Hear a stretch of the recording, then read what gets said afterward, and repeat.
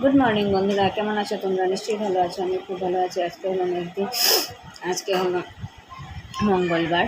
আজকে তো জানোই আমাদের ভেজ। তো এখন স্নান টান করে আসলাম, বাসি কাজ করা শেষ। এখন করছি ব্রেকফাস্ট। আজকে ব্রেকফাস্টে খাচ্ছি গোলা রুটি সব দেখলাম আমি। আচ্ছা, আমি খাচ্ছি ডাল আর কারকুল ভাজা আর ভাত। তো চলো আজকের ব্লগটা দেখতে থাকো আর সঙ্গে থাকো। সব দেখলাম আমি।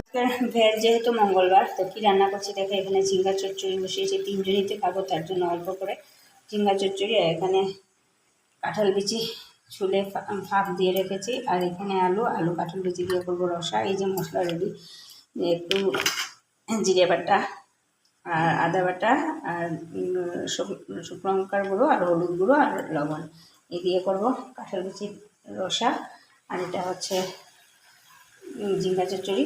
আর ভাত তো বসাইনি। তো এই হচ্ছে আজকে লাঞ্চ মেনু। তো চলো দেখতে থাকো, আসেন।